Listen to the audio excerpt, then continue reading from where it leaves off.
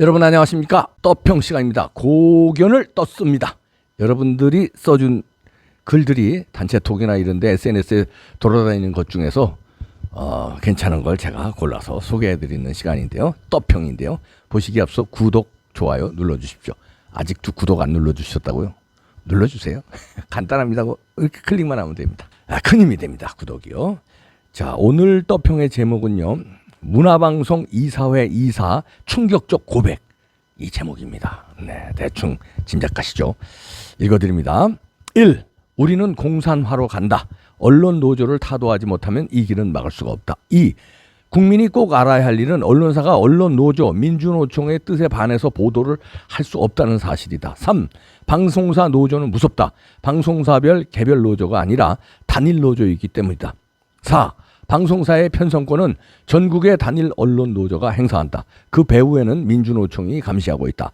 그들은 이미 작용화되어 공산화 작업을 완료하고 있다. 어떻게 하든 이것만은 막아야 합니다. 부디 보살펴 주세요. 눈물로 호소합니다. 5. 시청료 거부는 의미가 없다. 사주도 어떻게 하지 못한다. 6. 북한의 지령을 받는 민주노총과 언론 노조를 혁명적인 대청소로 수술하지 않으면 남한의 적화는 기정사실이다. 7. 문재인, 이재명이 언론 노조를 강력한 노조로 육성할 것을 공약하고 있다. 8. 모든 국민들께서는 이 나라가 공산화 직전에 와 있음을 알고 계셔야 합니다. 일반인은 TV 신문만으로 소통하다 보니 언론 왜곡, 노조의 감시, 회기화 등 이런 흐름을 전혀 감지하지 못합니다. 대단한 위기입니다. 널리 알려주십시오. 이렇게 올려주셨는데요. 충격적, 이제 모르시는 분들은 뭐 충격적으로 받아들이시겠지만, 저희 그래도 언론계에 있거나 뭐 방송을 잘 아는 사람은 이건 뭐 전서부터 우리가 알고 있는 내용인데요. 이 지금의 언론 환경은 좌파가 장악하고 있다고 보면 됩니다. 그나마 조중동과 거기서 운영하는 종편 채널이 그나마 뭐 보수파를 조금 대변하는데, 거기도요 방송통신위원회, 그다음에 방송심의위원회, 거기 방통위에서 꽉 잡고 있기 때문에, 인허가권을 잡고 있기 때문에요, 제대로 시원하게 우파를 대변하지 못해요. 여러분들 보시면 알 거 아닙니까? 그래도 사설 방송이기 때문에 조중동에서 하는 종편은 그래도 어느 정도 목소리를 내는데, 그 밖에는 다 공적 자금이 들어가는 데는, 공적 자금이 들어가는 방송국들은 우파가 정권을 잡으면 바뀌어져야 되잖아요. 못 바꿔요. 그 우리 이상하다고 그러잖아요. 대통령이 윤석열로 바뀌었는데 왜 방송들은 그대로 좌파 일색이고, 왜 윤석열 못 잡아먹어서 안달이고, 왜 이재명 민주당 딸랑되지? 저 이상하다 느끼시죠? 왜 그러냐면요, 이 글 때문에. 이걸 보시죠. 다 노조가 장악하고 있어서 그렇습니다. 대통령이 바뀌어도 어떻게 할 수가 없는 거예요. 사장을 내리꽂아도 노조가, 좌파 노조가 딱 장악하고 있기 때문에 어떻게 꿈쩍달싹을 못하는 거예요. 쬐끔은 낫겠죠. 그래도 사장이 바뀌고 대통령이 바뀌었으니까 쬐끔은 난 게 이 정도인데 더 이상 못 바꾼다는 거예요.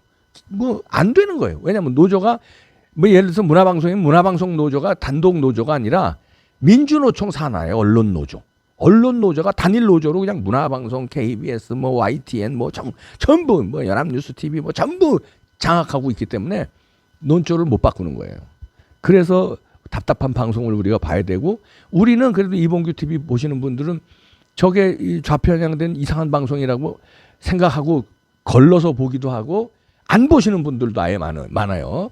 중앙방송을. 그 유튜브만 보시는 분들 많은데, 그런데 어정쩡한 사람들은 이 방송의 위력에 넘어갑니다. 아니 YTN 봐도 그렇지, 연합뉴스 봐도 그렇지, KBS, MBC는 물론이고 JTBC 이런 방송에서 쏟아내는 거를 진실로 믿어요. 그 말이 맞네, 이렇게 돼요. 중도에 있는 사람들이라든가 어정쩡한 사람들, 그걸 그냥 쏠려버리는 거예요. 넘어가는 거예요. 그게 지금 윤석열 대통령 지지율 하락에도 결정적인 원인입니다. 그래서 어느 나라나 선진국이 됐든 우리나라 과거의 역사를 봐도 박정희 대통령이 혁명했을 적에 제일 먼저 장악한 데가 어디예요? 방송국이에요. 그래서 이 여론을 선도했잖아요. 그건 이제 혁명이고, 지금은 방송국을 장악을 할 수가 없어요. 혁명적인 방법 아니고는 민주노총 산하 언론 노조에서 쫙 틀고 있기 때문에 어떻게 하지 못합니다. 그래서 이거를 이제 이게 혁명적인 방법으로 이제 때려 부시는 수밖에 없는데요. 그러니까 말하자면 민주노총부터 부셔야 되고, 어떻게 부시냐?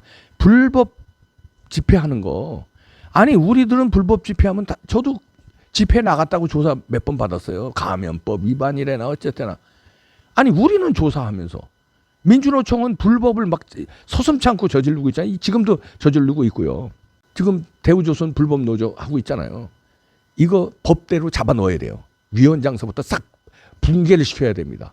그래야 이제 민주노총이 그래야 법대로 지키려고 그러고 그 산하에 뭐 금속노조, 이 언론노조 특히 언론노조를 여기를 불법 이 활동한 거 이거를 법대로 처분해야 되는데요. 그래서 여기 편성권 그다음에 논조 이런 거를 어쩔 수 없이 당한다 이런 얘기입니다. 시청료 거부 운동 해봐야 소용없다는 거고요. 좌파들이 장악한 언론 노조를 인지하고 국민들이 목소리를 크게 내고 윤석열 정부도 각오를 하고 용기를 내서 해야 됩니다. 근데요, 이런 거는 또 야비하게 해요. 여기 보시면요, YTN에서 요거 보도한 거 보십시오. 유희열 팬 류이치 사카모토 허락 없이 여론 조작했나 의혹 제기. 자, 이런 거는 이거 언제 여론 조작했다는 게 무슨 이야기냐면 유희열이가 그 사카모토의 그 곡을 표절했다는 거 아닙니까? 근데 마치 사카모토 측에서 그 곡을 써도 괜찮다, 표절이 아니다라고 한 것처럼 유희열 측에서 여론 조작을 했다는 거예요. 그러니까 여론을 선동했다는 거죠. 가짜 뉴스로. 그 이거는 YTN에서 보도를 해요. 연예인이니까. 그런데 이 여론 조작을 하는 우리 여론 조사, 그 다음에 이준석의 이 여론 조작, 이재명의 여론 조작, 다른 말을 하는 거, 이런 거는 얘기를 안 하잖아요. 만만한 유희열. 그러니까 이 유희열은 이런 조작 의혹으로 어떻게 됐습니까? 13년인가 14년 방송하던 거를 하차했어요. 이런 걸로. 그러면은 정권 바뀌었으면 좌파 평론가들 이상하게 생태탕 얘기하고 이상한 얘기한 이 사람 여론 조작한 사람들 다 교체해야 될 거 아니에요. 교체 안 하잖아요. 유희열만 교체하는 거예요. 연예인만. 정치는요, 좌파들이 딱 잡고 있어서 교체를 못 해요. 이게 문제입니다. 그래서 이 여론이 예를 들어서 방송사에서 이준석이가 마치 윤석열 그 권력과 희생된 양, 윤석열 팀 윤핵 간의 권력 싸움에서 희생돼 가지고 징계를 받은 것처럼 이렇게 보도를 하잖아요. 방송사들이 거의 그런 식으로 막 패널들이 얘기해요. 그러면 국민들은 진짜 그런 줄 알아요.